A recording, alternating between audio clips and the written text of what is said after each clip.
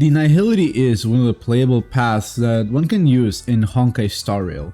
Its gameplay is based around damage over time and applying debuffs on opponents to reduce their stats in order to more easily sweep through them.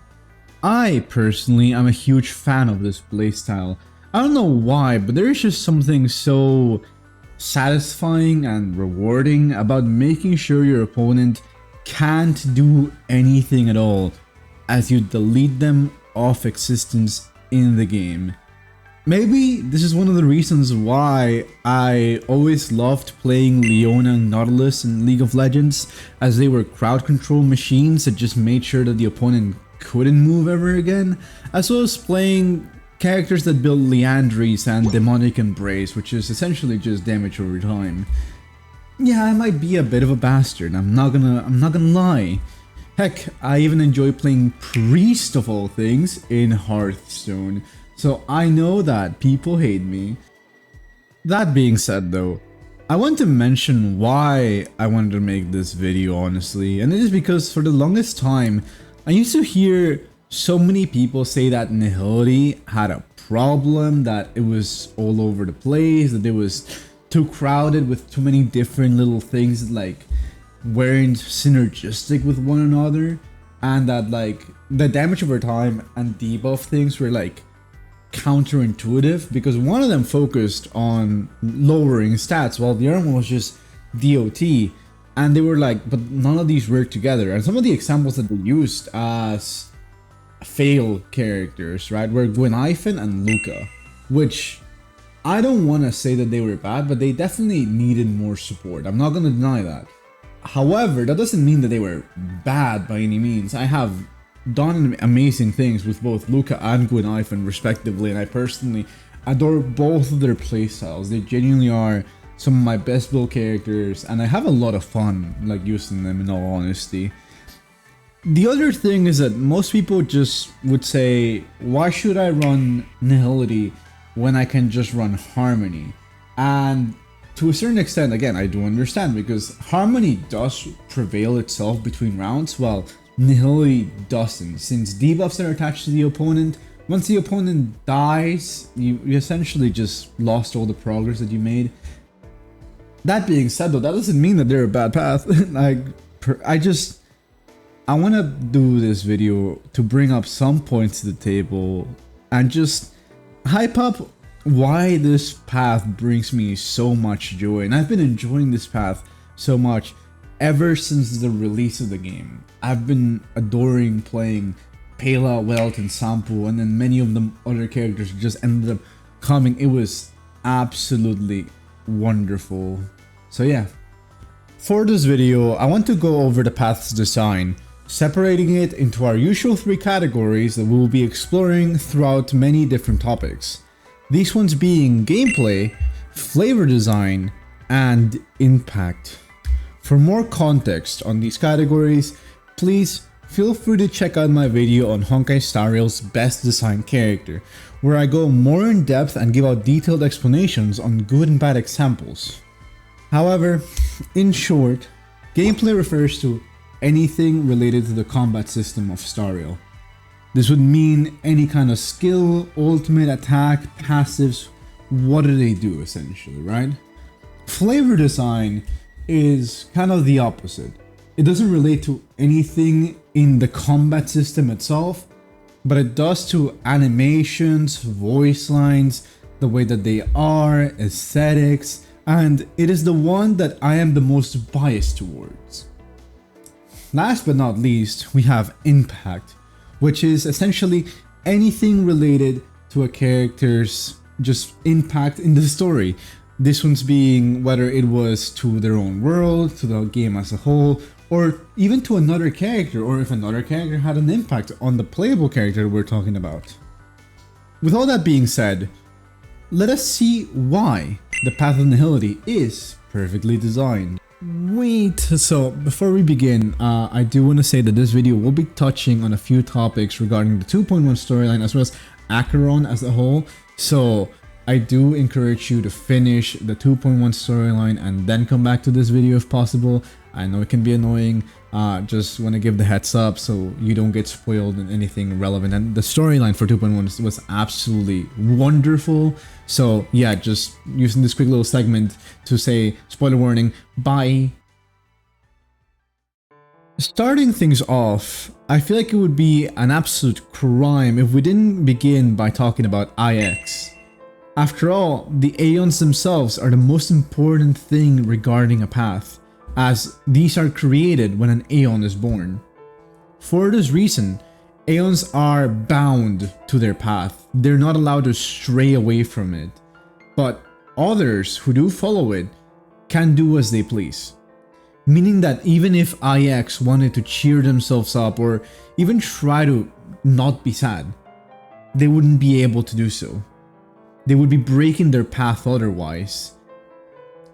And in my opinion, that just leads to like something interesting of a question, since what would happen if an Aeon was forced to disobey their path, to stray away from it due to external circumstances, or just somebody forcing them, or some other Aeon forcing them, better said? Would they cease to exist? Would they suffer immense amounts of pain? Would they transform to a whole new path? Because I don't think they would stop being Aeons, right? Sadly, I don't really have an answer for this, so I would love to know what your guys' opinion might be on this topic. I try to like scourge through the internet, the game, the wiki, in hopes to find maybe like a hint that could guide me in a direction to know more about this, but I couldn't really find it. Lastly, it is important to note that Aeons also have the ability to bestow mortals with access to their path power, making them emanators. And I want to make it very specific that this is completely different to them following the path of Nihility. The reason why I want to make this be specified and explained is because while an emanator doesn't necessarily have to follow the path of Nihility, they still have the powers of the Nihility. The literal powers of IX are imbued into them. While a path strider, such as Gwenaifen or Luca, derive their powers from their own selves, but this doesn't mean that they have Nihility powers. This is just them using their own skills. I do like this as an explanation on how a character can be of a path in-game while still believing in a different Aeon in the lore. Such as, for example, Jin Yuan being of the path of erudition, while still being an emanator for the hunt. Likewise, how Bailu is following the abundance, given that she does a lot of healing, but is still part of the Shansu Laofu and is still one of the prominent figures in the Laofu as a High Elder of the Vidyadhara. Similarly, we can see this in those that have been chosen by Nous, such as Ruan Mei, who's part of the Genie Society but is Harmony, or even Fu Xuan, who, despite having the path of the preservation, gained her powers through the erudition. Nous blessed Fu Xuan, and that's gonna be a video that's gonna be really interesting for me to cover when I eventually get there. But let's not unpack that. I'm getting off topic, but I did want to say that, yeah, like, a path doesn't mean you believe in an Aeon, and you believing in an Aeon doesn't mean you have to follow the path. They're not one-to-one copies. What is a one-to-one relation, better said, is that if you're an emanator, your powers are from that Aeon, whether you like it or not. And that is something that became story relevant, and we will touch on later. Getting back on topic though, what we do know about IX is that their existence is a mystery due to the fact that their real form is enshrouded in this sort of mist, taking the appearance of this like sad blue and purple blob thingy that is hidden under it. They also do not like to interact with other Aeons and prefer to believe that the fate of the multiverse itself is nothingness, and therefore it is worthless. Just being around IX's form can make one start feeling numb and depressed and just detached from reality. Additionally, it appears that IX is able to manifest their powers and travel the cosmos through something called shadows of nihility, a sort of trait that those that get too close to IX tend to develop, where they lose faith in their existence and they lose meaning in their lives. And as they travel through the universe aimlessly and without end, they cast this shadow and expand it through the entire universe, leading people into this sort of depressing mood, which now makes a lot of things much more concerning for the future, I feel, especially with recent events. As many of you have probably noticed, the path of nihility is derived from the concept of nihilism, which refers to an ideology that believes that there is no inherent meaning, value, or even order in life. It is a pessimistic point of view, leading those who practice it to become very skeptical and isolated. In particular, through the game, we can see two different nihilistic ideologies manifesting themselves through characters and the world as a whole. The first and most prominent form of nihilism that exists in Star Rail is that of cosmic nihilism. This is experienced mainly by those who have been unfortunate enough to have encountered IX in the past, falling down into their grasp and succumbing to the numbness and depression. In cosmic nihilism, one believes that everything is useless and holds no meaning because death is looming no matter what you do, and regardless of what you do, the cosmos is so big and expansive that anything you do won't really make much of a change. So essentially, they just aim to wallow in sadness and keep to themselves, just keep themselves busy while awaiting death. In this perspective, it is only when a person realizes that nothing matters that they can finally do whatever they want, because at the end of the day, life will just be the same anyways, and in the grand scheme of things, one's actions are futile. They also value science above all else and disregard emotions for the most part. It even feels like this sort of nihilism tends to be more pessimistic than other nihilisms, and it feels like it alludes to self-destructive behaviors for the most part. And honestly, it does seem that it would be very fitting given how one of the factions that do follow IX are called the Self-Annihilators. On the other hand, we have existential nihilism, which essentially focuses on the fact that our lives are not meant to have any meaning or purpose. Therefore, existence and our day-to-day life are just the dance on top of the grave. You could even say that to them, sleep is the rehearsal of death.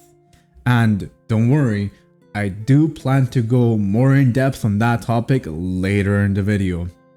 Moving on, for existential nihilism, despair is necessary for the human experience, so to speak. We may think we are in despair because nothing is possible, or vice versa. We may despair because everything is possible, and it becomes overwhelming. In one hand, you have powerlessness. On the other hand, you have overwhelming decisions. We may also despair because of the person that we currently are, or even the person that we want to be. To them, despair is the root of our melancholy. It is because we are free that we are allowed to make these decisions of our own. We're allowed to make these mistakes of our own, and it can cause us anxiety and makes us despair. The weight of our responsibilities can sometimes be very heavy to bear after all, but nevertheless, you gotta accept that that is the complexity of life, and you have to take the joy in with other things in order to find meaning in these. If it wasn't for the fact that you can feel despair, that you can feel sadness, that you can feel sorrow, then you wouldn't be able to value the beautiful moments in life. You wouldn't be able to value moments of peace, moments of joy, moments of happiness. It's kind of the logic where once you're in rock bottom, all you can do is move up. So from this point on, things are going to be positive, and it is only possible because you already hit the rock bottom, because you already faced despair.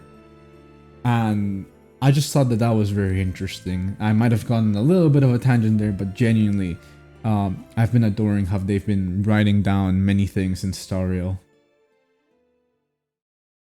The simulated universe works as an amazing tool to let us know even further about the Aeons themselves. Naturally, this means we can gather a few more pieces of information about IX and what happens when someone encounters them in the wild, so to speak. In an encounter with IX, it described how we suddenly start to feel as if we're being sucked into darkness, like a sort of black hole that will not let anything, not even light or matter, escape. And falling into IX's body makes it feel as if all of your senses just get cut off from you. It is later mentioned that this happens because of IX's powers, which to a certain extent appear to be tampering and affecting your brainwaves while it is sinking to sorrow. Additionally, because IX is essentially nothingness, it appears as if no radar or machine is actually able to track them down, so nobody knows where IX is at any given time. So, in all honesty, if we ever see purple mist or smoke appear in Star Rail, I'm gonna start panicking. I'm not gonna lie, it's gonna be absolutely horrifying. One of the things though that I do personally adore from this first interaction that we have with IX in the simulated universe is the way that Herta tries to take us out of that trance that we are put in due to IX's influence, because she literally just goes on and says your spirit is affected because of IX's being near you. You have meaning, you are an amazing person, you are loved and respected, you bring light and future to our world. Now keep playing simulated universe quickly.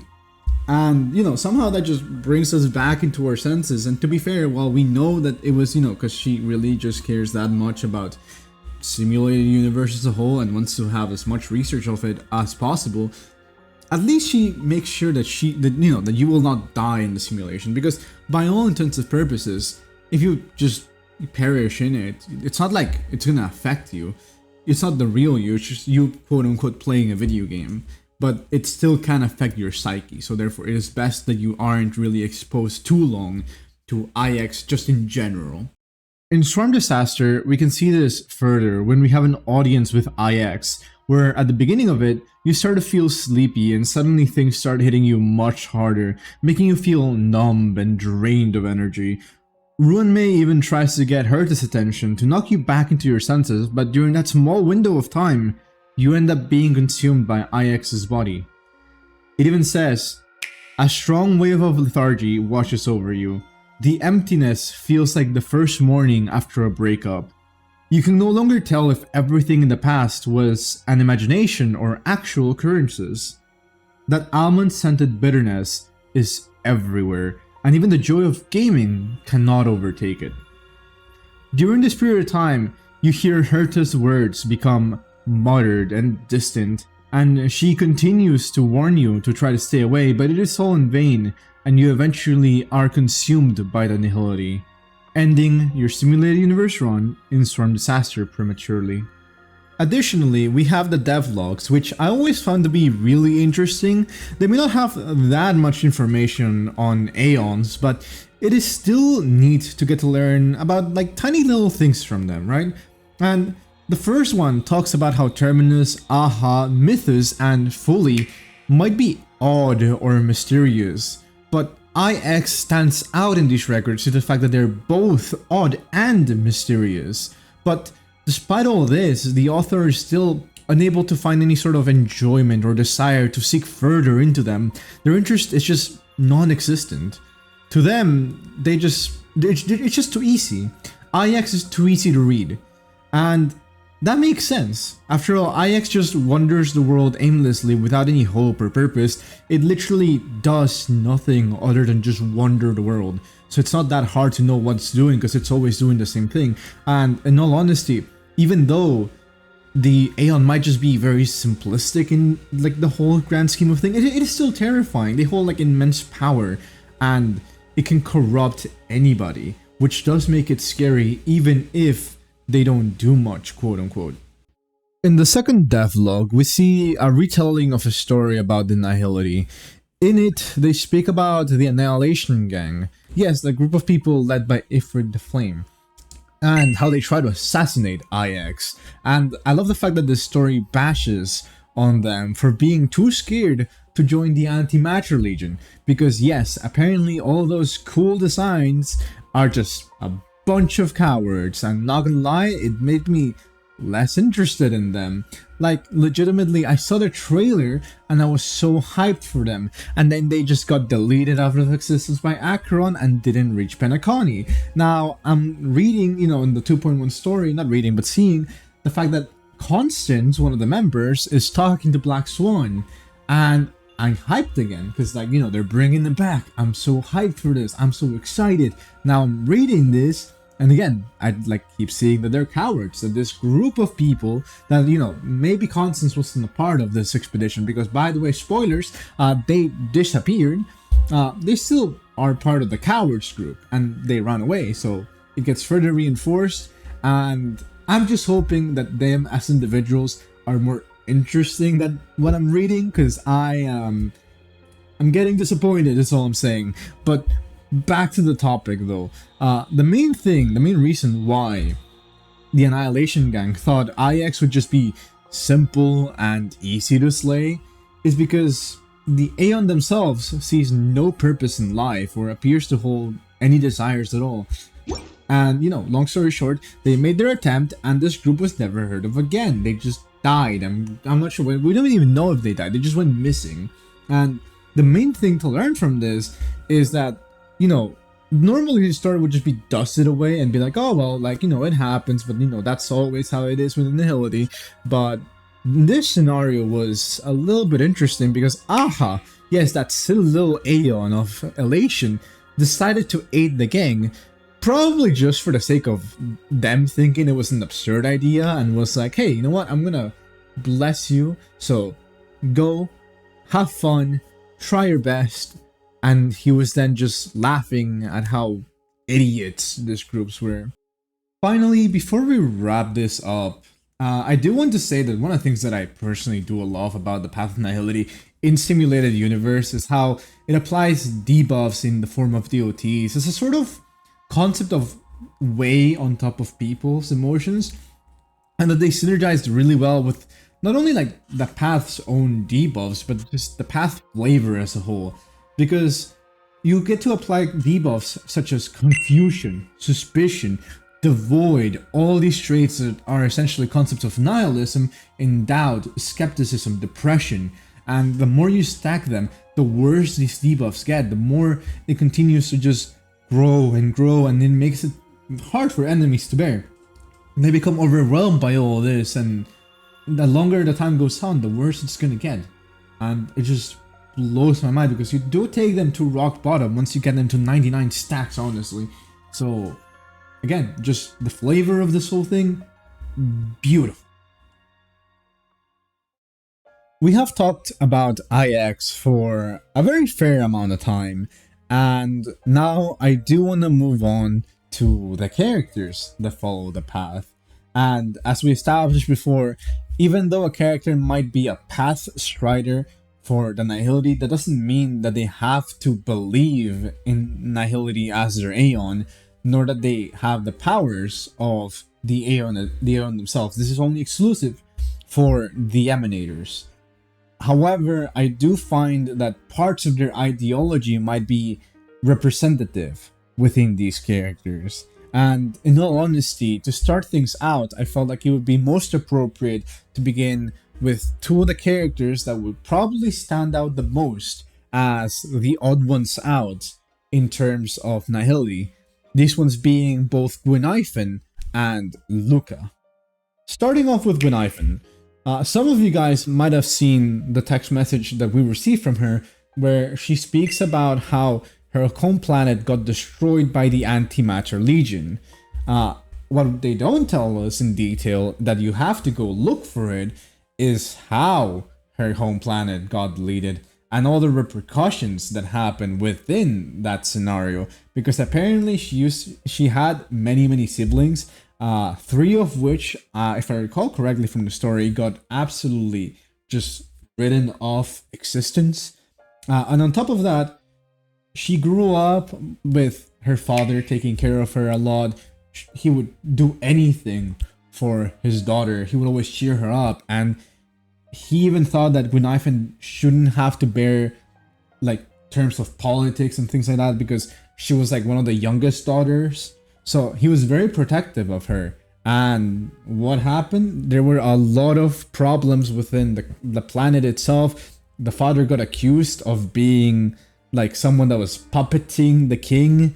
And on top of it all, then the Antimatter Legion arrived. And when the father was meant to take the lead for the army in this battle, he died in front, like not in front of Guinaifen, but Guinaifen immediately learned as they like mention it, right? And the father was a very prominent figure for her.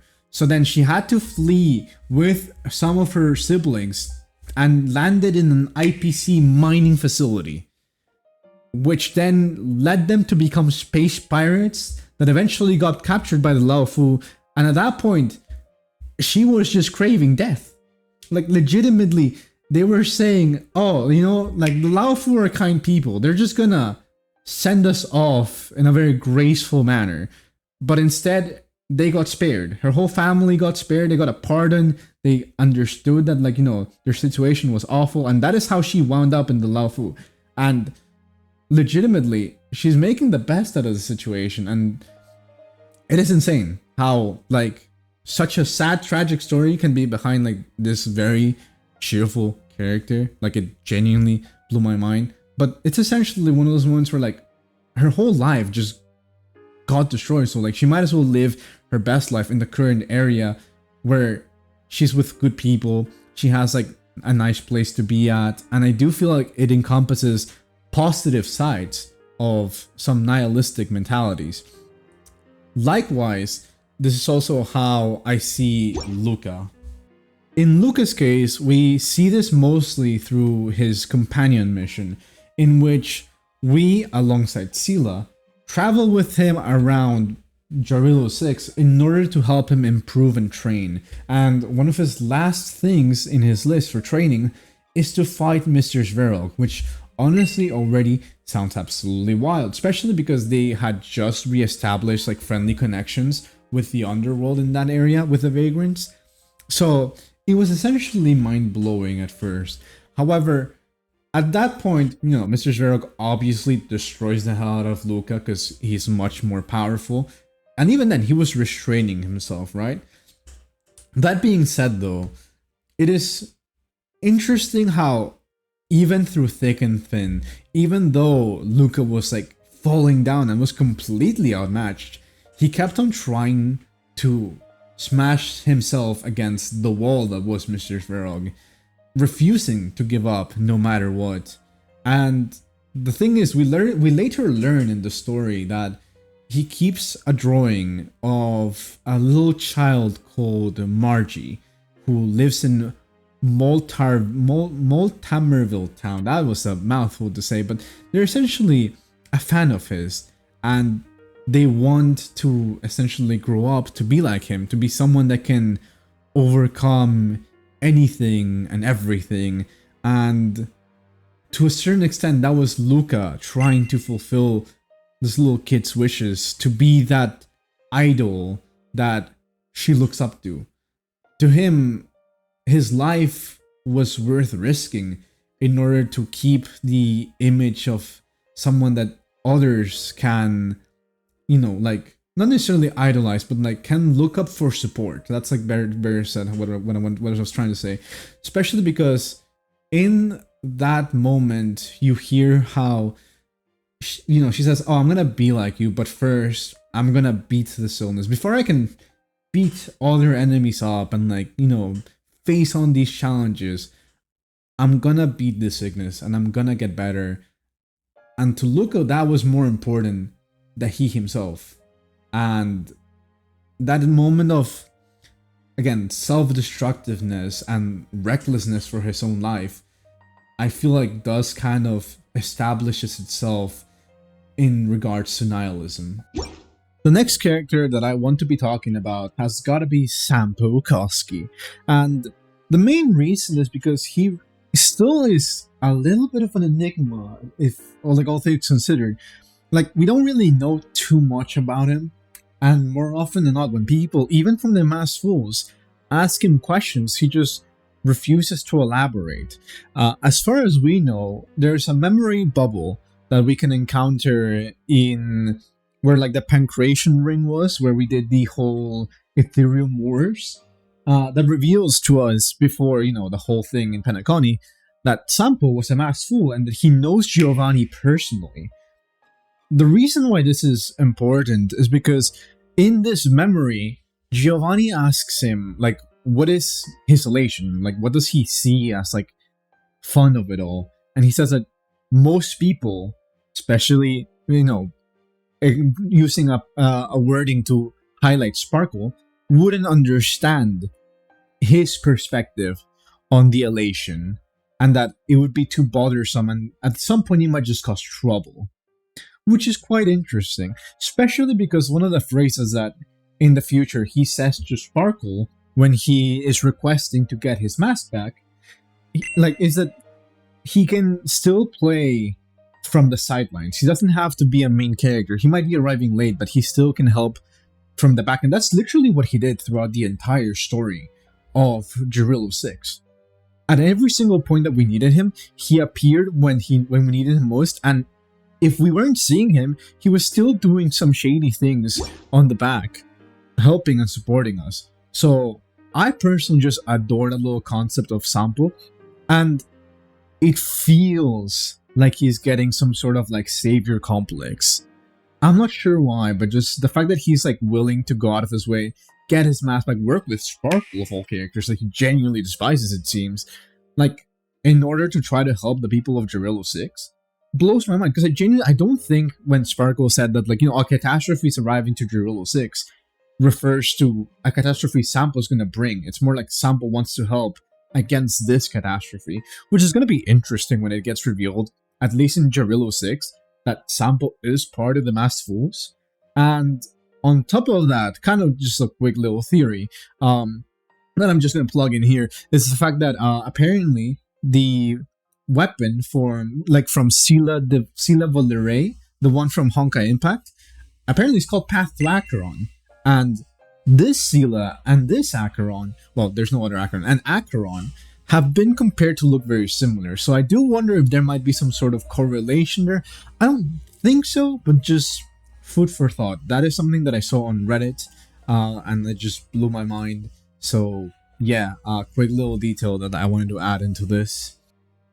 Following up Sampo, we have the last 4-star Nihility character, this one being Pela. Now, I will admit that it took me a while to figure out how I would relate Pela to Nihility, until eventually, after looking somewhat deep into the lore, I kind of just realized that there's like a few things that just lead you to that conclusion. First and foremost, the fact that her mother died before she was born, or well, during childbirth, so she never really got to meet her mother, and she grew up several years, about 20-ish years, without a mother. And I say 20-ish rather than 16 because like I think that's just a continuity error, because like she's very close friends with Serval, which is supposed to be like a 40-year-old woman, and if she was 16, I don't think those connections would work. I don't know. I want to assume that she's like in her late 20s. Anyways, I'm getting off topic. The main thing is she has been growing without family members. There's no mention of her father. And it seems like more often than not, she decides to sink her time into, like, her work, books, gardening, the music with Serval that she does, which I forgot the name, but it was something Machination. I'm going to put the title of the band somewhere here. Words. Just, well, that slight little hiccup aside though, even then, like, you can tell that, like, she finds it difficult to show emotions.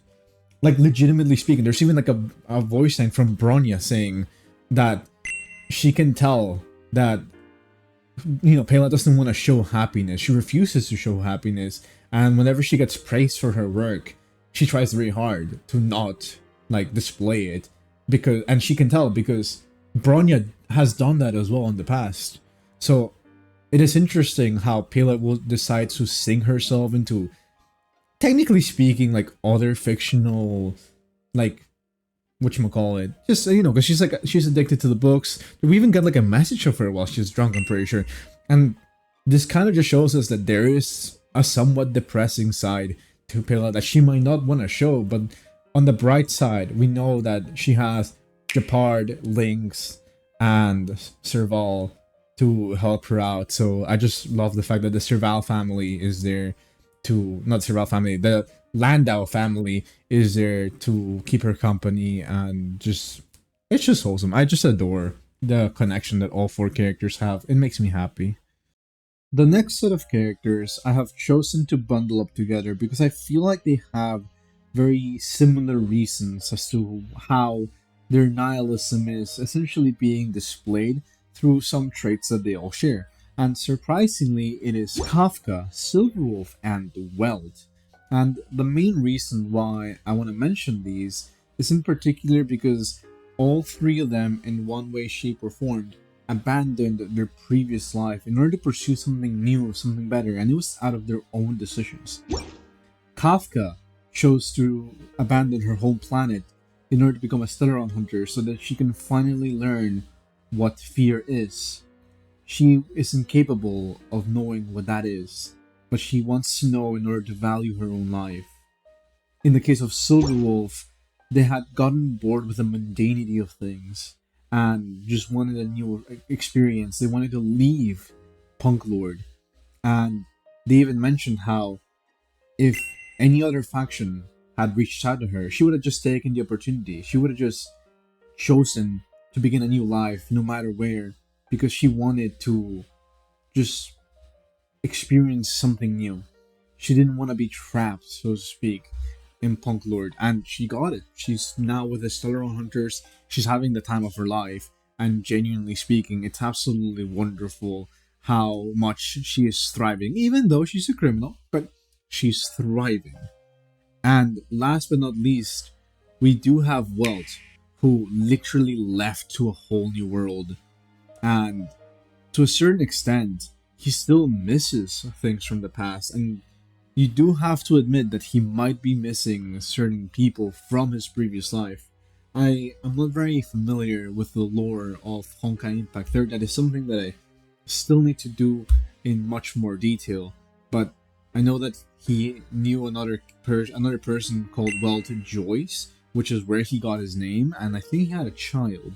But the main thing is, there are things that are bound to come back from his previous life that do affect him, that do make him sad, and he does want to improve, and you know, he wants to keep Himeko safe. He wants to keep the people from the Express safe, and at the end of the day, it feels like he values more than anything the safety of those, you know, nearby as opposed to his own safety.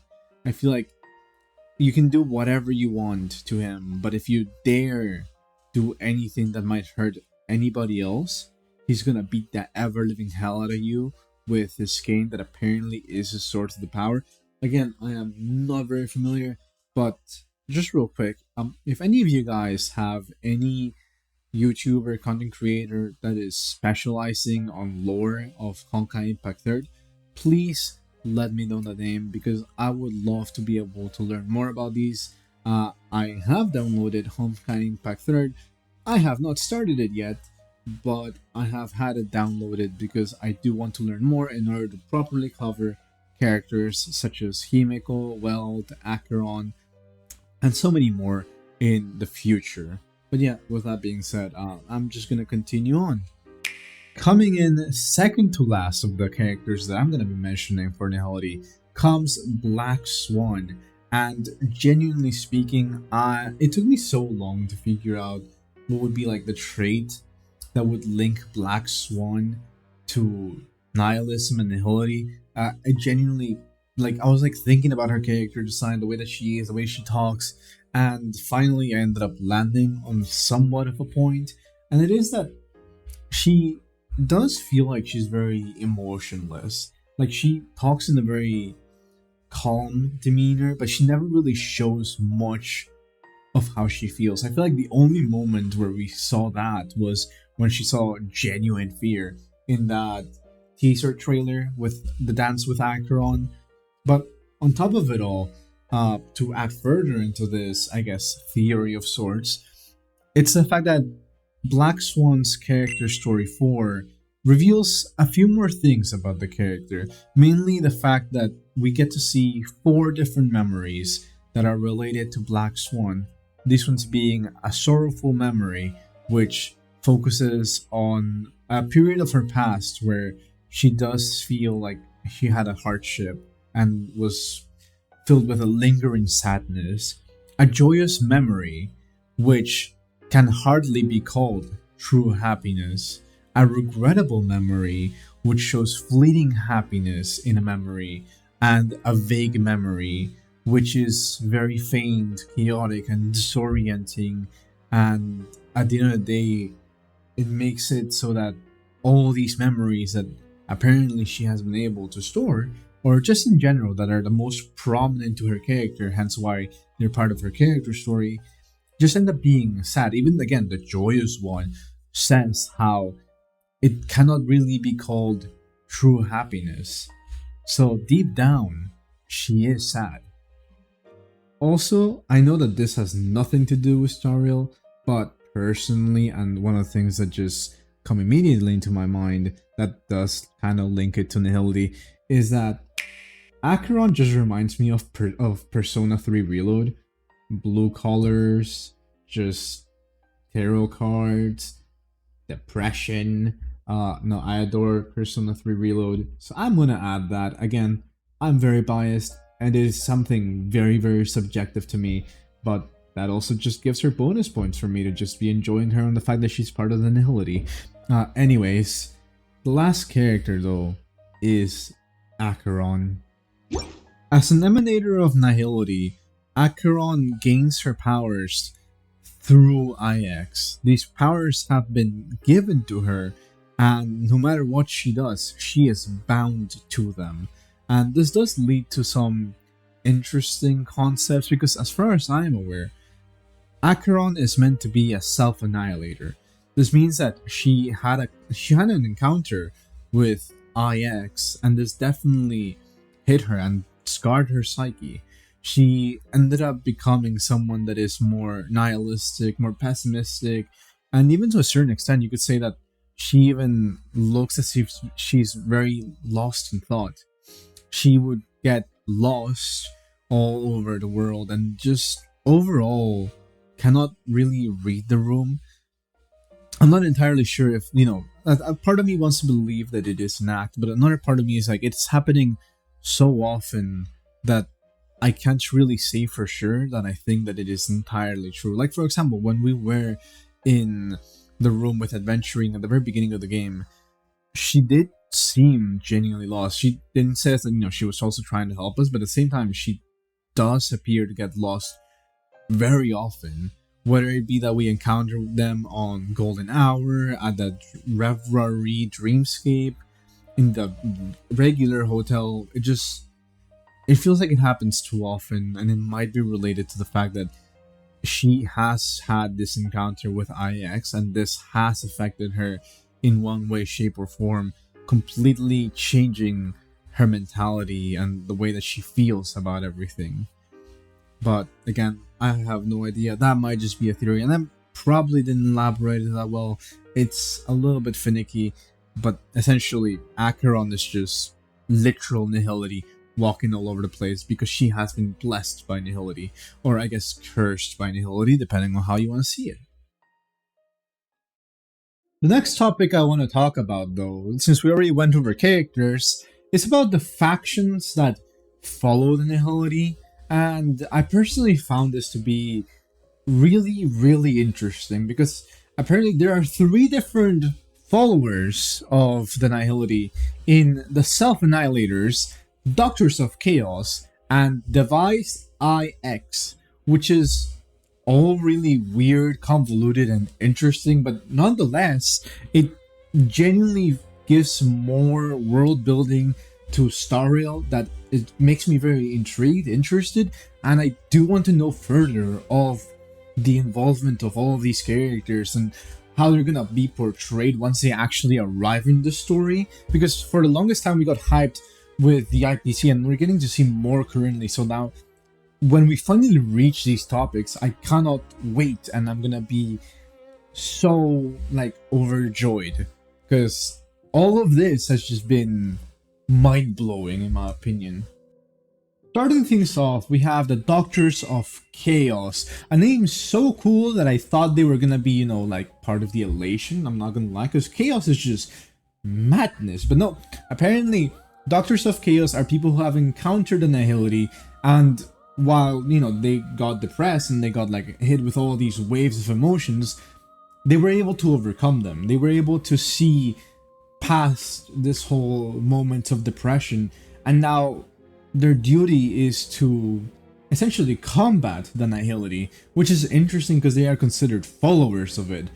In an interesting twist, like, they try to prove to the Aeon of Nihility that there is meaning behind existence itself, that there is, you know, that they honor the concept of existence.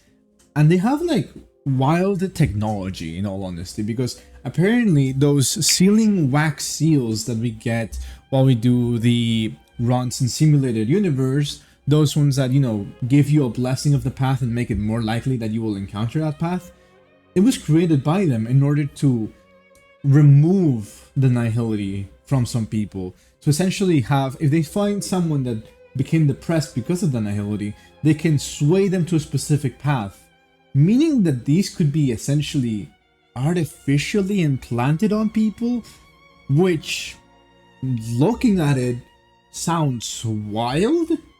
And I'm wondering if that will ever be like a mechanic or something, or maybe how, you know, we get like one of our regular like Astral Express crew into like a new path. I'm not sure, but just the implications of it are weird but amazing, and you can tell that I'm confused, but at the same time I'm just like beyond excited. The Doctors of Chaos are perhaps some of my favorite class that probably nobody has ever talked about. The second faction of note in the Path to Nihility are the Self-Annihilators, which is really interesting because, you know, the Annihilators usually sounds like something for the destruction, but Self-Annihilators does make it immediately ring as Nihility, and this is essentially people that have been unfortunate enough to encounter the Nihility and have fallen into its trance. They essentially now believe that everything in the universe is meaningless, that human beings are worthless because in the eye of the Aeon it's just like nothing.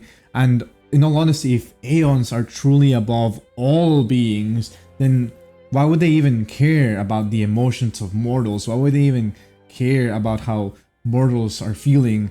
And to a certain extent, that is how Aha is very funny in the counterpart, because Aha is very close to humans, maybe a little bit too close, so that can be a bit concerning. But the main thing is that the Self-Annihilators are just individuals who have lost meaning in their existence, and more often than not, these people are helped by the Doctors of Chaos to return them to their like ideal path, or just like, you know, remove the nihilism out of them. And what I do find interesting is, again, these, as we previously mentioned, these are the people that spread the Nihility all over the galaxy. They cast IX's shadow all over the place, and they just are horrifying. And apparently, whatchamacallit, Acheron is meant to be one of them. And on top of, you know, being an emanator. So it leads to interesting concepts. I'm scared, I'm confused, and I definitely do want to know more about Acheron's powers when the time comes, especially with how they refer to her powers being still somewhat weaker in comparison to Welts. So it's interesting. Well, not necessarily weaker than Welts, but at least to a certain extent matching Welts, right? So that is something that I will be looking forward to in the future. But anyways, back to the topic though. Last but not least, we have Device IX, which honestly might be the weirdest one for me to talk about, because all they say is, oh, it's a mystery. We're not even sure if it exists, but we know it does. And the main concept of it all is that they say that this is a group, a faction created by Dr. Primitive, which you might, some of you might remember him from the Continuance quest, the one where we were helping out Dr. Ratio in Herta Space Station. And what blows my mind about it is just how much praise like it is given to him, given that apparently he's like a criminal.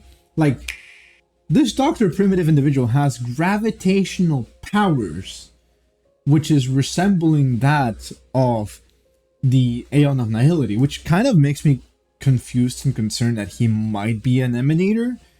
And at the same time, apparently he just is, again, he's also just a mystery. Apparently some Galaxy Rangers went to fight him, and eventually, while they came out victorious, suddenly, little by little, anytime that, Galaxy Ranger tried to take like a job or had to do anything close to Dr. Primitive, they just were like, nah, like I'm not taking anything that has Dr. Primitive nearby. Like, they're that scared of him because apparently he took like revenge. And it is wild. It is wild that this unnamed character has had like very big influences in like everything Nihility, and to a certain extent even other paths such as the Galaxy Rangers.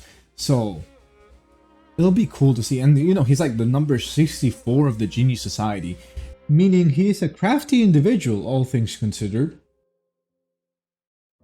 The last thing I want to talk about in this video is a 2.1 patch, surprisingly, because throughout that entire patch, not only do we learn that Acheron is an emanator of Nihility, but on top of that, just the patch as a whole feels like it is such a cool way to encompass the concept of Nihility and Nihilism. If we look at this update's title, we can see that the name is Into the Yawning Chasm, which to a certain extent, if you were to replace some words with synonyms, you can easily transform it into the Massive Abyss, which in itself is a description of how IX is. And again, through the whole patch, not only do we learn that Acheron is an emanator of the Nihility, but we see many different topics touching this, and many questions are portrayed in a way that are very nihilistic in nature. For example, if Acheron's home planet was just doomed to be destroyed, if that was his destiny, then why did Izumo even bother forging the blades that Acheron carries around? Why did she decide to fight it? Why did she decide to try and stop it if nothing was gonna change? If the Sigonians were meant to be born in a planet where they're just gonna die, where everything in the land is just gonna be arid, there's not gonna be any rain, their living conditions are gonna be horrible, then why are they even born there? If Aventurine's luck was meant to bring in help for everybody else, but at the end of the day, it didn't do anything for others. It didn't even help anybody from his planet, from his clan, from his family survive. Then why was he even born? All of these questions just keep bouncing and arriving and essentially lead to the same thing of, if all these things were just destined to fail, then why bother trying in the first place? But that's the thing, the main takeaway of it is that you can still choose to do something, even if it is, to a certain extent, futile. Even if these things were hard to face and overwhelming, it's still better to do something than to do nothing. And when you look at it like this, true, you might be destined to fail sometimes, but that shouldn't stop you from trying, that shouldn't stop you from improving. And at the end of the day, you're not going to be an expert at something on your first attempt, but the more you give it a try, the more you practice, the more you go at it, the easier it should get eventually. At the end of the day though, I do like how Acheron and Aventurine storylines progressed through the patch, especially with how they both kind of went against everything that they believed in beforehand, so to speak. Because Acheron used to just think that, you know, planets might be doomed to die, and that is just like the end of it, but she herself essentially brought life to Penacony by saving everybody. If they had not intervened, everybody in Penacony would have just disappeared. On the other hand, Aventurine is finally letting go of some of his traumatic past and is learning to accept it. Heck, we even see how he literally tries his best to move forward, and even the child version of himself is questioning him, like, are you really wanting to leave the dreamscape? Like, do you really want to just go, even though this is a place where you can see your family? But that's the thing, it wouldn't be his real family. He still needs to learn to move forward and not be dragged on by the Nihility as a whole. And also, real quick, I had forgotten to mention this about Acheron, but it is very ironic how, you know, Acheron's powers are somewhat resembling of death, given the negativity that comes from Nihility. But she does the opposite with these powers.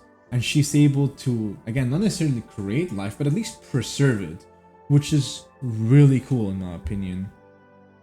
At the end of the day, the way that I kind of just interpreted like the storyline and how it was portrayed is that, while true, maybe life doesn't have any point or meaning, so what? That's why it's up to us to give it meaning. It's up to us to enjoy the beautiful things that we like. It is up to us to have fun in the way that we want to have fun, and just try to not overthink things. Just, if there's something that you want to do, go for it. If you have people that can encourage you and give you that extra boost, then even better. But just know that sometimes all you need is a little push. And if you're watching this video and you've reached like very long up to this point in the video, I just want to say, just go do it. Just give it a try. Maybe it's far-fetched, but who knows? Maybe you might succeed. Maybe you taking that leap will be something that you wanted to do and you might be good at. So, I don't know. Just a little bit of food for thought. And if anything, best of luck. I do wish you the best. And we're all rooting for you. Even though there might not be anyone that might be directly, saying it, there are people in your life that are thinking about it. So, I wish you all the best. But yeah, I mean, before we finish off this segment, I really just want to say that this might have been one of my favorite patches in all of Star Rail. Not only because of the narrative was beautiful, but just the music. I'm still a sucker for music, and that whole segment where we have Aventurine and his future self and his past self just blows my mind away. And if any of you want to listen to that song, because again, that song is just wonderful, and I've been listening to it while I've been coding, while I've been editing, while I've been doing many of these things. The name of that song is All the Sad Tales. So yeah, just go look for it. I just adore it. More people need to appreciate it and hear it, and yeah, anyways, it's just great. So let me know down in the comments, what did you guys think of the 2.1 storyline? I would love to know and have discussions with you guys on that topic, because again, just I just adore this game that freaking much. And yeah, that was just the end of the video. I'm looking at the timer for how long this video is, and I'm seeing that it is currently minute 59 and 30 something seconds, and oh my god, am I gonna suffer editing through this. But I do hope that you all have been enjoying this video so far. this is essentially the end of the video. But if you have reached up to this point, first of all, thank you very much for having the patience to be with me throughout this whole hour. I know it must have been an experience. It must have been very depressing given how all these topics are very sad, but I just want to say that I appreciate you. You're amazing. And yeah, we're back to doing actual discussions on these things that are actually serious.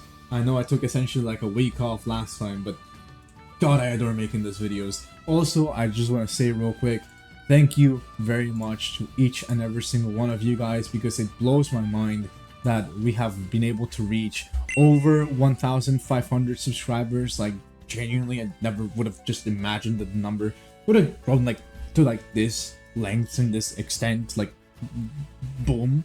Also, the fact that my viewership is like decently, like the percentage of people that are subscribed that are watching this video is higher than 5%. So to all of you guys, you all are absolutely amazing. So genuinely thank you to each and every single one of you, which does remind me, because I always forget about these and I have to put them at the end of the video. But if you guys are new to the channel and you've been enjoying this sort of content, please be sure to hit that subscribe button, be sure to hit that like button. It really helps out the channel so freaking much, and it lets me pump out more of these videos. I know that I'm just all over the place and this video is going to take a while because again it's like a whole hour, but just I am so grateful. And yeah, thank you very, very much. I appreciate you all. You're the best. But yeah, also, if you can, in the comments, leave down like maybe like other topics that you guys might maybe want me to cover.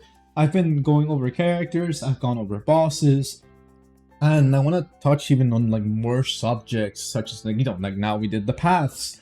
And eventually I might go over certain curios. There's one in particular that I have my eye on that might lead to a little bit of a controversial take, but I'm very excited for that one. I just need to properly script it and get a little bit more data from users. So that being said though, thank you very much for watching up to this point in the video.